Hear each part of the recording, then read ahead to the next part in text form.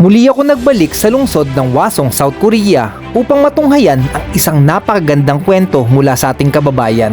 Isang kwentong punong-puno ng determinasyon at inspirasyon. Sa episode na ito, makikilala nyo ang ating bida. Mula sa pagiging delivery boy, naging security guard, pumasok sa construction at ngayon, isa na siyang dakilang OFW. Samahan nyo akong pakinggan ang napakagandang kwento ni Boss Kelvin. Yo, what's up mga bossing? Ako nga pala si Kelvin, isang machine operator dito sa bansang South Korea. At dito nga pala ako napunta sa Hwasong, South Korea mga boss. 4 na buwan na nga pala ako dito sa South Korea and mamaya meron tayong interview with Royce the Vlogger. And so far so good naman mga bossing, maganda naman yung napuntahan kong company at mababait din yung mga naging amo ko or amo ko ngayon at yung mga katrabaho kong Pinoy. Ito nga pala yung company namin mga bossing, so kung nakikita nyo yan, hindi sa akin yan, kay Sadyang Nim yan ha.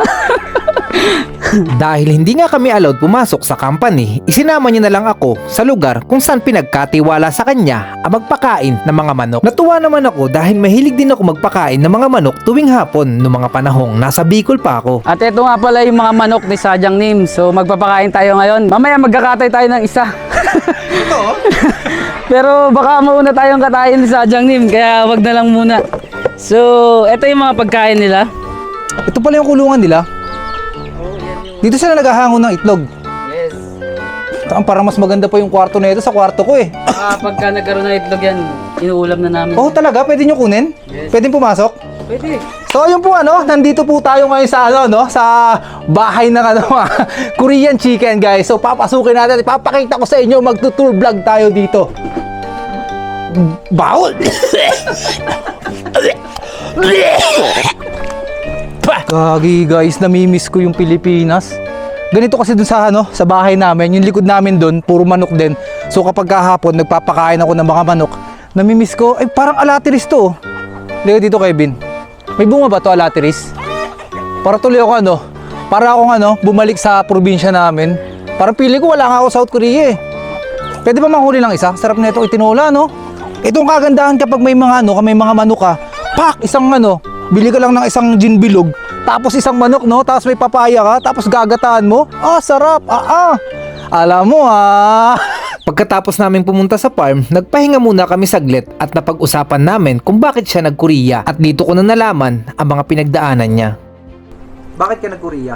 Nag-Korea ako dahil sa hirap ng buhay at wala rin naman akong magandang trabaho sa Pilipinas.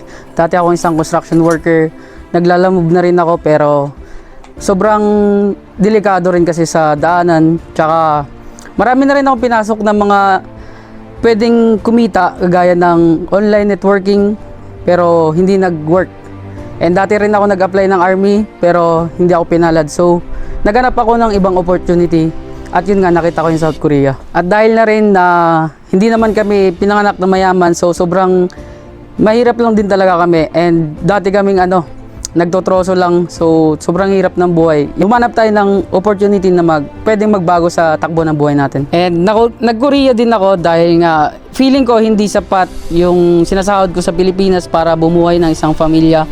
And although hindi rin naman ako high school, hindi rin naman ako college graduate, so mahirap makahanap ng magandang trabaho. Nag-Korea ako talaga para umangat-angat kahit papano. And gusto ko rin talagang ibigay sa mga magulang ko yung mga magandang buhay dahil hindi naman din sila nakakaranas ng, alam mo yun, yung may pera lagi. And yun, so gusto ko nang maranasan nila yung medyo magarang buhay.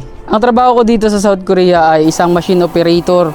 Gumagawa kami ng mga plastic pellet, ginagawang pwede rin sa mga sasakyan kagaya ng carbon and mga paleta. Gaya na itong upuan na to, pwede rin gawin yung ginagawa namin dito sa company. Yung trabaho namin medyo mahirap pero kaya naman kasi sanay naman tayo sa hirap sa Pilipinas. Kakayanin natin, lalong-lalo na maganda yung sahod natin. Ang machine na hawak ko is AUG. Tinatawag siya dito na AUG.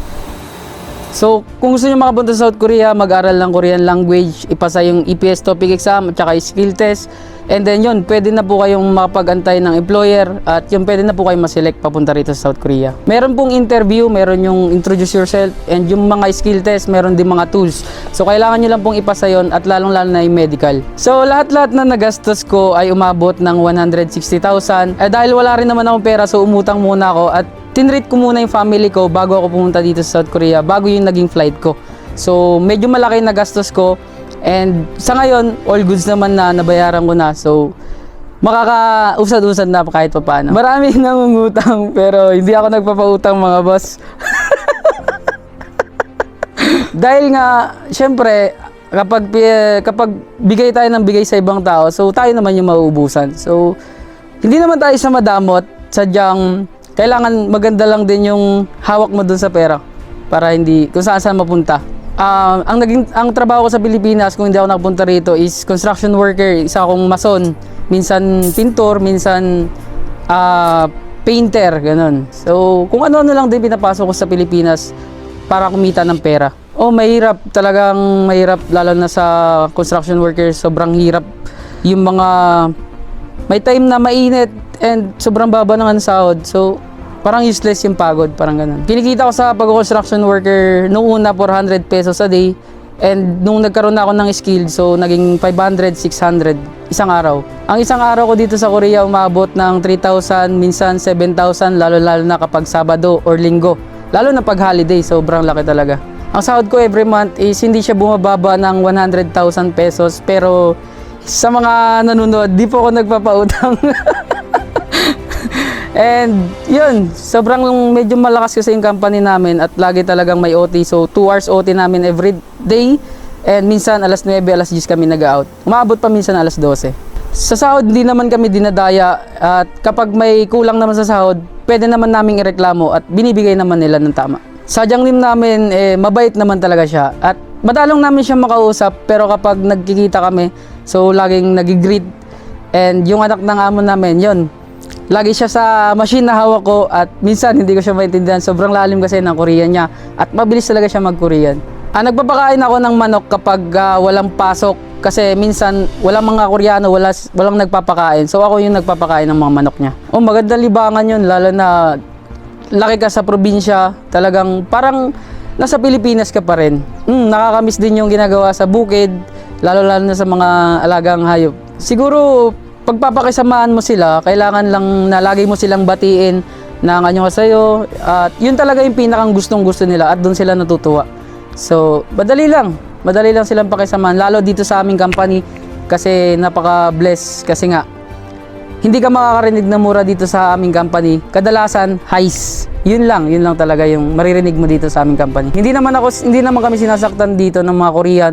Minsan may batok pero pabiro lang talaga siya. Super blessed lang din ako kasi nga sa loob ng 4 months na nagtatrabaho ako dito sa Korea, hindi naman kami nasisigawan, hindi naman kami namumura. And yun talaga yung pinakang bless na nadatnan ko dito sa aming company. Muntik nang sumuko sa pag-a-apply, hindi naman talaga ako nakaramdam ng muntik nang sumuko dahil naging smooth naman yung mga progreso na pag-a-apply ko dito sa South Korea. Simulan nag-aral ako ng Korean language ng October 9, 2023. So, yun, talagang magtiwala ka lang talaga sa proseso at lagi kang magdasal para maging smooth yung maging progress mo hanggang makapunta ka dito sa South Korea. Sa adjustment naman, dahil nga bago pa lang ako, so kukunti pa lang naman, siguro sa lamig ng panahon lang kapag ka winter. So yun lang yung naging adjustment at yung syempre yung pakikitungo sa mga Koreano kasi hindi sila masyadong palakwento, lalong-lalo na kapag matatanda yung kausap. So yun naging adjustment, nag-a-adjust pa tayo paunti-unti. Sa Salaminan, hindi pa kasi talagang wala akong balak pumunta. Siguro, pagka na-boring, malay mo naman. Ano may bala ka? Di ko sure. Ang hobby ko kapag walang pasok, yun, nag-take lang ng video. And doon kasi ako nalilibang sa pag-edit ng mga video, sa paggawa ng content. And syempre, minsan, naglalaro ng basketball kahit hindi ako marunong. Sa pagbablog, doon kasi ako sumasaya at saka kapag kasi pinapanood ko yung mga video ko na alam mo yung dati pa sa Pilipinas, doon ako sumasaya. So, nagvi-video lang ako para lagi kong napapanood. May mga time na nalulungkot ako, so pinapanood ko lang yung mga video ko. And yun, medyo sumasaya na ako ng mga oras na yun. Ang pinakamagandang experience ko, syempre, yung sumahod ako ng sobra-sobra 100,000. Kasi nga, hindi ko talaga nararanasan na makahawak ka lang ng 20 mil sa Pilipinas. So, malabo. Kasi kapag sumasahod tayo sa Pilipinas, parang pambayad utang lang. So, yun yung pinakang napakasaya kong experience. Yung sumahod ako ng malaking halaga dito sa Korea. Sa mga gusto mag-apply papunta dito sa South Korea, dapat lang po na maging consistent po kayo sa pag-aaral ng Korean language. Although mahirap po siya at hindi naman siya para sa mga matatalino lang, kailangan mo lang po talaga maging consistent sa pag-aaral.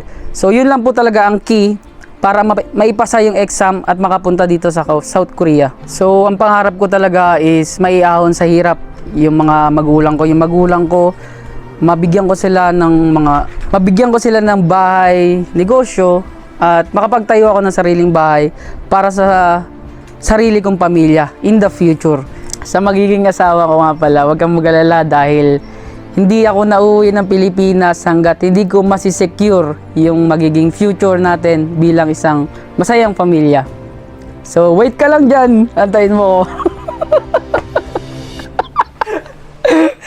Yun kung magkakaroon ako ng asawa.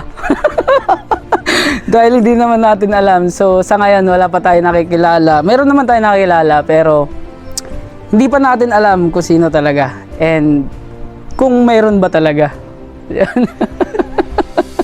At dito na nagtatapos ang ating episode. Naway kahit papano may napulot kayo kahit konting motibasyon sa ating bida. Lagi niyong tatandaan, huwag kang manghihinayang kung nabigo ka. Tandaan mo, mas magandang nabigo ka dahil sinubukan mo kaysa nabigo ka ang hindi mo pa sinusubukan. Salamat Maraming salamat sa pagpapa-unlock. Isang karangalan ang makakalab ka. So sana mag-million views na tayo, no? Million followers. So pinagbigyan tayo ni paring Kelvin at nahihiya talaga akong i-approach siya nung una. Hindi pa nga dapat matutuloy pero sa awa ng Diyos natuloy naman at nakwento naman niya lahat gusto niyan sabihin sa vlog. So shoutout Kelvin, maraming salamat and tuloy lang. Salamat Boss Royce and yun, follow po si Bossing Royce the Vlogger. Yan. Fruiting ako sa mga gagawin mo yan. Yun mga tinuro ko sa'yo about vlogging and about sa buhay Korea. So yun lang. Tandaan ko yan, Bossing. Peace out, Royce the Vlogger. Alam mo Sa Salaminan, hindi pa kasi talagang wala akong balak pumunta. Siguro, pagka na boring, malay mo naman. Pero may bala ka.